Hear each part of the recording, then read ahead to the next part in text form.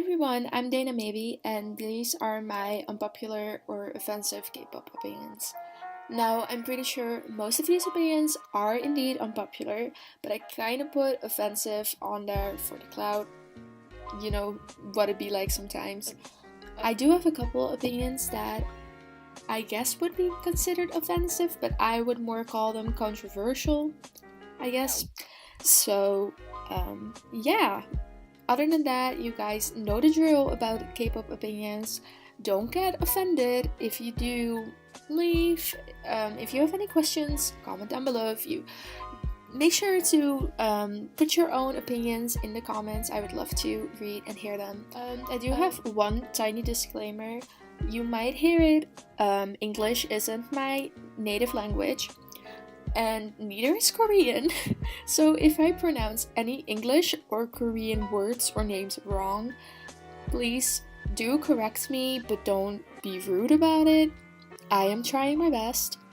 So yeah, that's basically it. Let's get into the opinions. So my first opinion is Yes or Yes was a good comeback. In pretty much every unpopular K-pop opinions video I watched this past winter, there was an opinion bashing Yes or Yes, saying it was bad or underwhelming or disappointing, and I completely disagree with this. Yes, objectively speaking, it wasn't their best comeback, but it definitely wasn't bad. It was good. It's actually one of my personal favorites. I really loved the choreography and the aesthetics of the music video. They all looked beautiful. I loved their performances. I don't really understand why it's hated upon so much. Speaking of Twice comebacks, Fancy was what we needed from Twice. Twice are the cute concept queens, and we all know that, but since they are becoming quite a mature group, we definitely needed a more mature concept, just for a change, you know? We still see their cuteness, but in a different girl crush kind of light, and I think it's so iconic. Twice really proved the haters that they can do both, and also the entire mini album is so lovely. My favorites are Fancy and Hot. They are total bops, all the songs are though. It's just amazing. I hope they will do a concept like this again in the future, but I would also be okay with it if they didn't. I just think it's cool enough that they went for a different style this time. So my next opinion is Momoland isn't problematic, but they aren't very likable. People who still say Momoland is problematic really need to go back to 2018 and just stay there. However, I don't really think that they are that likable either. I really enjoy their title tracks, especially I'm So Hot, but there's something about them that's really off-putting. I don't really know what it is, but it's just something about them makes me not like them. Opinion number 4 is Square Up is better than Kill This Love. It makes me so sad that I have to say this, but Square Up is much better than Kill This Love is. Square Up is iconic. All 4 songs are absolute bops. I can listen to any one of them on repeat for hours. The first time I heard it, I was immediately obsessed with it. But with Kill This Love, not so much. I was really excited for Kill This Love to come out, especially after all the things that were being said about the B-sides. For example, they said Don't Know What to Do would have a killer drop. Well, it did have a drop, but I wouldn't consider it a killer drop, honestly. They said Kick It and Hope Not were kind of rock. Where?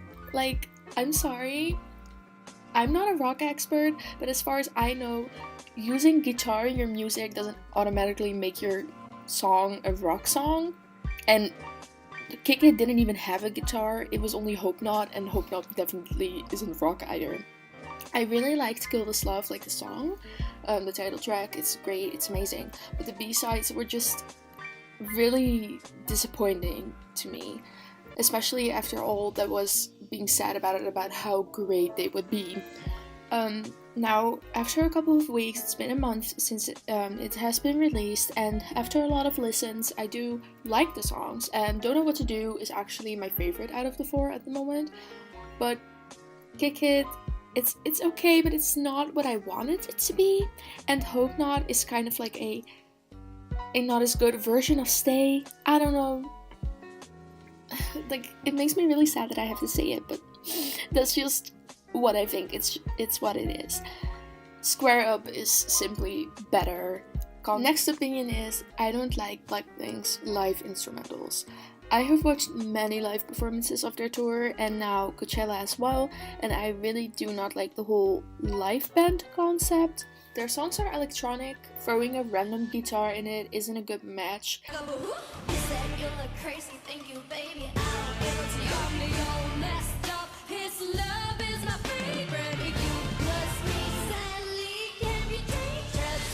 If they want to do something like that, they should just do a full acoustic version, like Whistle, or just use it with songs like Stay or Hope Not that already have a guitar in it.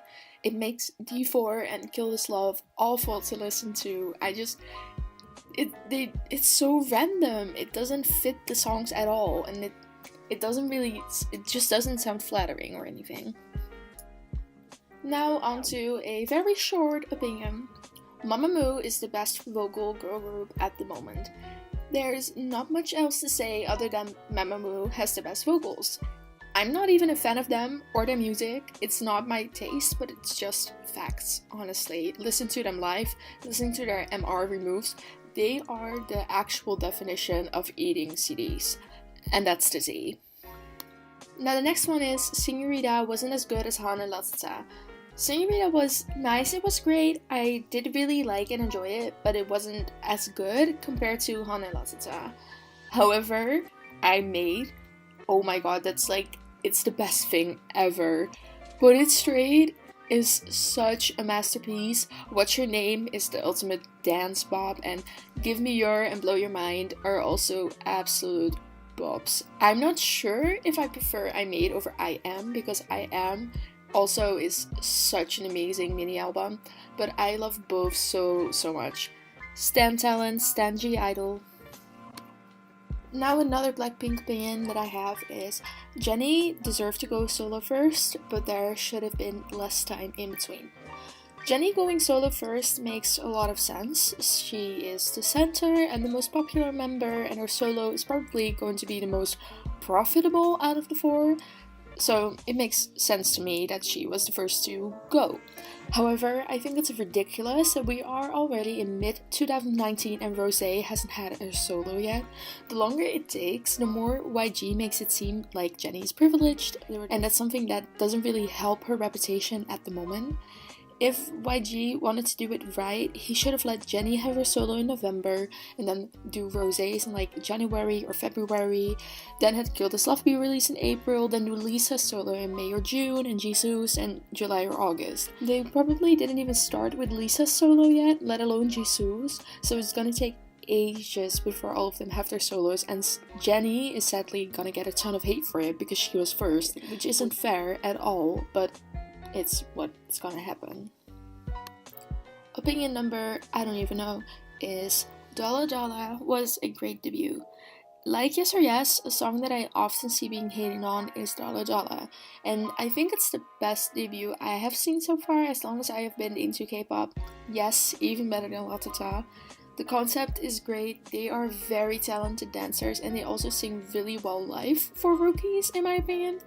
People say that the song needs getting used to, but I don't see it. I loved it from the first listen, and I have been obsessed with it ever since. I absolutely love itzy, and I can't wait to see what they will come with next. Now here comes the most controversial opinion of the video. I don't think trainees under the age of 16 should be allowed to debut. Despite loving itzy so much, I think Yuna is way too young to be an idol, and Wongyong from izone, I honestly don't know how to pronounce it, I'm very sorry, but Wongyong, definitely too young. Even if they have enough talent and skills to debut, I think the mental state of the trainee is also very important, and becoming an idol at 15 or even 14 years old probably has a huge impact on their mental health in the future. They also sometimes have to wear outfits and do dance moves that I don't think a child should be wearing or doing in such a public eye. I mean, Their companies should have waited for about 2 years to debut them, so they are also mentally ready and have improved their skills even more than at their debut now. To be really honest, I think the age should be 18, but I understand that that's not very realistic, so 16 I guess, but 15 or younger, I don't know, I think it's too young. I don't think children should be put through that process at that age already. Now, one more Blackpink opinion. Stop complaining about Blackpink's hair colors. Stop complaining that we didn't get Black Sadie's comeback or that Jennie's blonde hair was a wig. Light colors look beautiful on Rosé and Jennie looks great with her brown hair. Maybe Jennie isn't comfortable with different hair colors and maybe Rosé would like to stick to this as well after going from red say to pink say to blonde say in a short period of time. Why don't we just appreciate the hair colors that we did get? I mean, Jisoo went red and Lisa went gray, and they both look stunning. Why aren't we talking about that? Why are we always complaining about Rosé and Jennie's hair? I don't get it, personally. Now, this last opinion is an unpopular and it's fairly short. Fandoms aren't toxic. People are. I'm not even going to give examples, you all know what I mean. Stop bashing fandoms for what a couple people of that fandom do or say. Just stop. Not all. So yeah, that was it for my unpopular K-pop opinions. I hope you guys enjoyed this video. Let me know in the comments which opinions you agree and disagree with. I would love to know. Other than that, I don't have much else to say. I hope you guys have a lovely day or a lovely night.